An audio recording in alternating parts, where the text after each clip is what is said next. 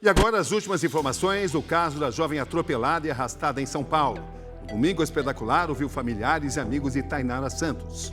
As agressões contra mulheres são cada vez mais impressionantes. Mas será que há formas de prevenir tantas tragédias? Eu não sei o que eu fiz, né, mano? Tô indo embora aqui, tô metendo marcha, tô longe já.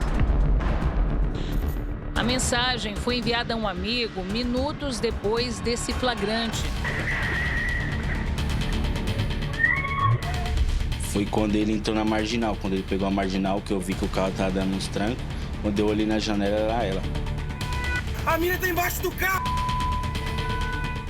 Eu falava pra ele assim, para o carro, a menina tá debaixo do carro.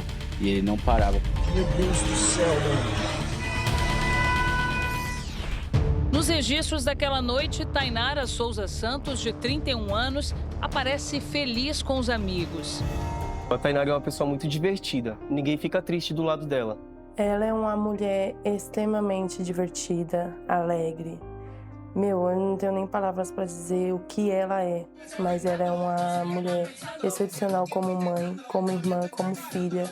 Ela é incrível, trabalhadora. Ela sempre estava ansiosa para sair, para comprar a roupa dela, para estar se arrumando. Saímos umas 11 horas da noite para ir numa balada, num boteco, né? Num bar. Para ver, te ver show, né? Chegando lá, nós curtimos a balada normalmente até umas 4 horas da manhã. Sabe quando a pessoa está muito empolgada, muito feliz? É o momento que ela estava ali. As duas terminaram a noite num segundo bar. Já era de manhã quando Douglas Alves da Silva, de 26 anos, teria agredido o amigo que estava com elas. A gente sabe que ele tem uma fama de arrumar muita confusão, muita briga em rolê, principalmente com mulheres. Contaram que ele sentiu ciúmes nela, ele foi brigar com o Lucas. Nessa que separou, ela cortou aquela vibe dela, né? Aí ela foi embora com o Lucas. Menos de 5 minutos depois, as câmeras de segurança registraram Tainara e um amigo voltando para casa. É nesse momento que ela é atingida pelo carro. Aqui. O Rafael mora em frente ao local. Ele saía para o trabalho e viu tudo. E eu vi o barulho. E ela entra aqui debaixo do carro e eu tô gritando aqui de cima. Atropelou a menina, atropelou a menina. Ele dá uma ré e vai pra frente, tentando, tipo, se livrar do corpo dela. Vai embora, né? Só que o corpo dela fica preso lá. Tainara foi atropelada e arrastada por 1 quilômetro pela Marginal Tietê, uma das principais vias expressas de São Paulo. Ele propositalmente jogou o carro para cima dela para tentar matá-la naquele momento. Na verdade, o corpo de Tainara estava embaixo e só se desprendeu do carro porque, na verdade, um outro veículo teria interceptado ele. E aí, nessa ânsia de fugir, de continuar a sua fuga, ele sobe numa calçada do posto e aí, em relação ao desnível, acaba soltando isso. A mina tá embaixo do carro! Tainara tem 2 filhos e tinha perdido o emprego havia pouco tempo. Amigos e parentes não confirmam, mas acreditam que ela tenha se relacionado de forma breve com Douglas. Ela nunca comentou dele pra mim, de nenhum Douglas, que tinha ficado ou estava tendo algum caso. Douglas foi preso temporariamente no dia seguinte. Estava em um hotel na zona leste de São Paulo e foi baleado ao tentar reagir à prisão. Eu não conheço nem ela, meu rei. Você não conhece ela? Não conheço. Você não é esse ficante dela? Não. Isso aí tá tudo mentira na internet, senhor. Então qual que é a verdade, então? A verdade foi uma confusão que teve lá dentro com um cara que tava com ela. E quando ele saiu, ele falou que ia me matar. E quando eu virei a cor do carro que eu fui pra atropelar ele, não foi ela. Não conheço ela, não. Pode postar aí, tá? O Douglas, num primeiro momento, ele mostrou uma certa indiferença. Depois ele começou a referir, desconhecer a vítima Tainara, nunca teve qualquer relacionamento com ela. Juridicamente, ele quer fugir do crime de feminicídio. Dizer que não conhece ela, dizer que não tem nenhuma relação com ela, ele quer simplesmente responder pelo crime de homicídio, mesmo que ele ainda seja qualificado. Porque ele sabe que respondendo por feminicídio, hoje é o crime mais grave que nós temos no nosso ordenamento jurídico. Douglas já tinha passagem pela polícia. Chegou a ser preso em 2023 por porte de arma de uso restrito. Essa semana, na audiência de custódia, denunciou agressões por parte dos policiais. A defesa diz que ele corre risco de morte na prisão. Você foi agredido pelos policiais? Sim. Em nota, o advogado de Douglas, Marcos Leal, relata que pessoas próximas estão sofrendo ameaças e diz que a justiça não deve ser confundida com vingança, nem deve atingir terceiros que nada têm a ver com o crime. E que Douglas responderá pelos atos na medida de sua culpabilidade e na forma da lei, com base em provas e investigação, não sob a ótica do ódio. O caso de Tainara acontece no momento em que outros episódios de violência contra mulheres repercutiram no país nos últimos tempos. Essa sequência de ataques contra as mulheres não chocou somente quem assiste, que acompanha pela televisão ou pelas redes sociais.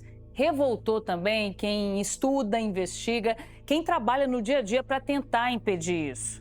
E quando os especialistas se perguntam para onde a gente está caminhando, é porque nós já passamos do inaceitável. Eu já começo perguntando para vocês se vocês acreditam que a gente esteja se indignando o suficiente ou se nós estamos normalizando o horror. Feminicídio é um crime de ódio, um ato de extermínio. Mas nos últimos anos, a violência se tornou ainda mais violenta. Então, o que eu vejo nos meus processos, os homens alegando que eles praticam violência, justificando essa violência, praticando violência nas ruas, muita crueldade. E, ao mesmo tempo, o que nós observamos é uma sociedade dormente, anestesiada. Porque a lei sozinha, ela não consegue resolver todas essas questões que nós estamos falando aqui. É claro que nós gostaríamos de ter uma sociedade muito harmônica, que todo mundo se respeitasse e tal, mas o que nós vemos no Brasil é uma piora. Zona Norte do Rio de Janeiro, 28 de novembro. 2 mulheres são mortas a tiros no Cefet, o Centro Federal de Educação. Alane de Souza Pedrotti Matos, 41 anos, era pedagoga e diretora. Fez doutorado na Universidade de Copenhague, na Dinamarca. Laíse Costa Pinheiro, 40 anos, era psicóloga do Cefet desde 2017. As 2 foram mortas pelo técnico administrativo e pedagogo João Antônio Miranda Telo Gonçalves, que trabalhava com elas. Ele já havia sido afastado por comportamento agressivo, mas voltou ao trabalho. Colegas dizem que João perseguia as mulheres e que não aceitava ser chefiado por uma. Alane revelou a amigos que chegou a ser ameaçada por ele. Para se proteger, a diretora passou um tempo trabalhando em casa. João usou uma arma registrada por ele como CAC, colecionador, atirador desportivo e caçador, para cometer o crime. Alane sonhava em ser cantora e deixa uma filha de 12 anos. Irretocável mãe, irretocável, a minha sobrinha e ela eram grudadas, né? Irmã perfeita. E os próximos passos são cuidar da minha sobrinha. Cuidar da minha sobrinha, porque eu prometi pra minha irmã que eu ia cuidar dela. E atrás de respostas. Logo depois do ataque, ele tirou a própria vida com a mesma arma que usou para matar as 2 colegas. Eu vejo a violência como uma doença. Então, no meu caso, hipertensão arterial. Tem que tomar um remédio todos os dias. Mas quando acontece um pico de pressão, você tem que ir para o hospital. Eu penso o seguinte, nós estamos num pico de pressão, mas nós também precisamos de um remédio todos os dias. Para esse pico de pressão, para esse boom de feminicídios e violência, o que precisamos fazer? Proteger as mulheres, medida protetiva. A redução da circulação de armas de fogo também é apontada como um fator, porque uma ameaça com arma de fogo aumenta em 70% o risco de morte. Então, isso seria um remédio para uma doença crônica agora. 2 de dezembro, uma mulher é agredida em plena luz do dia no centro de São Paulo. Ela caminha pela calçada ao lado de um homem. O agressor aparece do outro lado da rua, atravessa, vai em direção à mulher, parece conversar com ela. Em seguida, os 2 fazem um caminho de volta na calçada e ela é surpreendida pela agressão. Ele a encosta no muro, dá socos, chega a tentar enforcar. A mulher cai no chão e continua sendo agredida. A rua é movimentada, quem passa olha, mas não age. Um agente de trânsito na moto, a serviço da Companhia de Engenharia de Tráfego da cidade, observa, mas não se mexe. Segundos depois, ele sobe na calçada em direção ao homem. Na mesma hora, aparece um guarda civil municipal. O agressor tenta reagir. Ele foi algemado e está preso. Há vários estudos que apontam o seguinte: causa da violência para o homem é, em regra, um padrão comportamental aprendido. Ele viu alguém desrespeitando ou maltratando uma mulher. O homem que é misógino em casa, ele está ensinando para o moço que namora a sua filha que ele aceita ódio às mulheres. Ele está ensinando para a filha dele que, se ela sofrer violência, ele fica calada. Ele não pensa que, quando ele fala de misoginia, ele está trazendo perigo para dentro da casa dele. Natal, capital do Rio Grande do Norte, 26 de julho. Uma mulher leva 61 socos do namorado dentro de um elevador. Juliana Garcia dos Santos, 35 anos, foi espancada por Igor Eduardo Pereira Cabral, ex-jogador de basquete de 29 anos. No meio de uma discussão, ele ataca a Juliana com raiva. A maioria dos golpes no rosto dela. São 36 segundos de uma violência que chocou o país. Meu rosto estava muito ensanguentado, então começou a fechar a minha visão. Foi uma tentativa de acabar com a minha vida. Igor foi indiciado e continua preso. Juliana ficou com o rosto deformado. Ela teve múltiplas fraturas também no maxilar e precisou passar por várias cirurgias de reconstrução. A culpa não foi minha e a culpa nunca será da vítima. Nenhuma mulher é culpada por ter sido agredida. 4 meses depois da agressão, ela ainda se recupera e se dedica a alertar outras mulheres sobre como se proteger de tanta violência.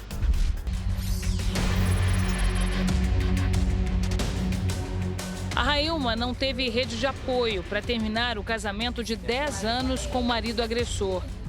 Eu sofri violência psicológica, violência doméstica, teve agressão física também, teve patrimonial também. Eu falo que eu sofri todos os tipos de violência durante esses 10 anos. Depois do rompimento, ela passou a ser perseguida por ele, mesmo com medida protetiva, até ser atacada quando saía de casa de mototáxi para o trabalho. No que eu saí, eu olhei para um canto, olhei para o outro, não vi ninguém, né? Peguei o capacete, coisa que eu não tinha costume, amarrei o capacete aqui no pescoço, né? Prendi e fui. Eu acho que eu andei uns 300 metros, só vi o clarão da moto batendo na traseira, do carro batendo na traseira da moto que eu tava. Foram 32 dias internada, um tratamento que ainda não acabou. Mudou tudo, tudo. Todo dia para mim é uma novidade, porque eu levanto e eu falo, Deus, como que vai ser hoje? Eu falo que eu perdi minhas 2 mãos. Por mais que tenha essa daqui, eu perdi as 2. Que essa daqui não funciona, não tem movimento. Mas graças a Deus, Deus vem me dando força, tudo que eu reaprendi a fazer praticamente tudo. Railma consegue ter autonomia para algumas tarefas do dia a dia e acaba de terminar o curso técnico de enfermagem. Trabalhar, o meu maior sonho nesse momento é voltar a trabalhar. O Brasil é o 5º no mundo em mortes violentas de mulheres. Esse ano, até agora, foram pelo menos 4 por dia. São vítimas que não têm um rosto único e assassinos sem um perfil definido. 2025 ainda nem terminou e o número de casos de feminicídio já é maior do que em todo o ano passado. E o que preocupa não é só o avanço desses crimes, mas a brutalidade deles. Agredidas em qualquer lugar, assassinadas, atropeladas, arrastadas no meio da rua. Segundo o Ministério da Justiça e Segurança Pública, 1.075 mulheres morreram vítimas da violência de janeiro a setembro desse ano. Nos últimos 10 anos, foram mais de 12.600. A situação é tão grave que no Paraná uma iniciativa inédita está sendo pensada para ajudar as mulheres. Um projeto desenvolvido pela Secretaria de Segurança do Estado pretende usar inteligência artificial para cruzar informações de boletins de ocorrência e outros dados para encontrar perfis de prováveis agressores e assim ajudar a impedir reincidências. Tende a pensar em violência doméstica e pensar em violência física, porque é a mais visível, é a mais óbvia, né? É aquela que fica mais facilmente reconhecida. Mas quando a gente está pensando na dinâmica de violência, nos impactos da violência para a vida dessa mulher, em termos de saúde psíquica, saúde emocional, a violência psicológica ela é uma das que gera maior dano para essa vítima, com toda certeza. Os números carregam histórias que tiveram um desfecho trágico, mas para muitas mulheres, como a Karina, a violência passa anos escondida dentro de casa. Começaram na sexta-feira e só cessaram no domingo de manhã. Foram 48 horas de tortura psicológica e física. Enquanto ele me batia, ele me xingava, ele me chamava de tudo que era coisa. Ele não deixava eu pegar no celular, não deixava eu avisar minha mãe, me deixou trancada dentro do apartamento. Ela, que é advogada, conseguiu na justiça uma medida protetiva, mas permitiu que ele convivesse com as duas filhas.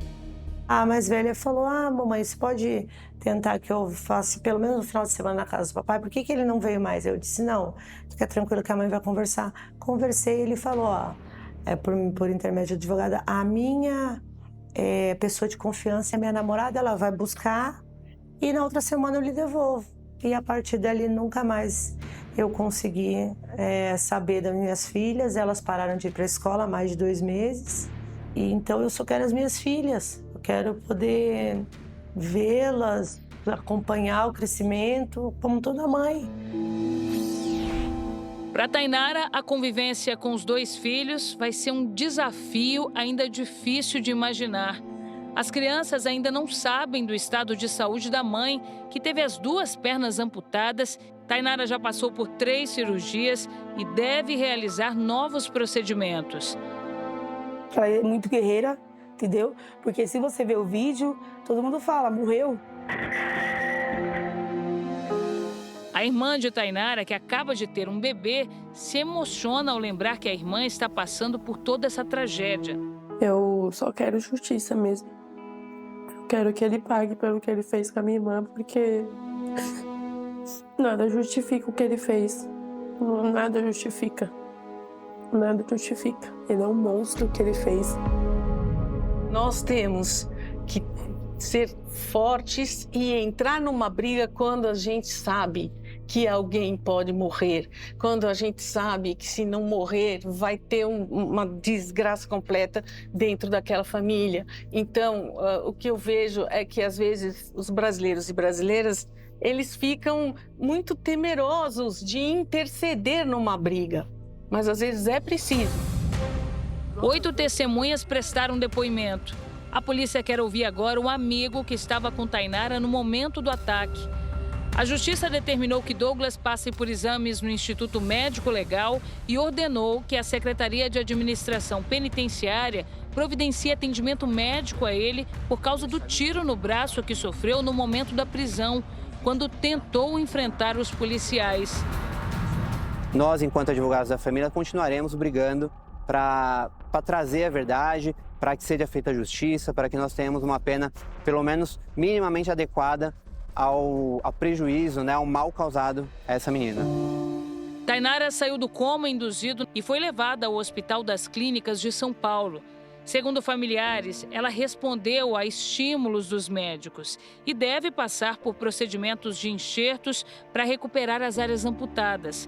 O estado de saúde dela ainda é considerado grave. Na hora que ela acordar, vai ser um baque. Vai ser realmente um baque para ela, porque ela vai olhar e vai falar, acabou minha vida. Acabou minha vida, meus filhos, meu trabalho. Acabou a minha vida. Ela não vai ser fácil a recuperação, porque é uma pessoa que brinca, dança, sobe e desce escada, que tem a energia que ela tem. Hoje ela vai viver uma vida diferente através de cadeiras de rodas, então isso para ela vai ser uma nova fase. Ela é guerreira, vai conquistar tudo de novo dela que que ela mais gosta. Ela é guerreirinha, vai dar tudo certo. Olha, não sejamos hipócritas, são histórias que se repetem, porque, no modo geral, a impunidade ainda prevalece, Carol. Esse é um assunto da maior urgência, da máxima importância. É preciso que a legislação mude no país e que esse crime seja levado com mais seriedade, mais agravamento.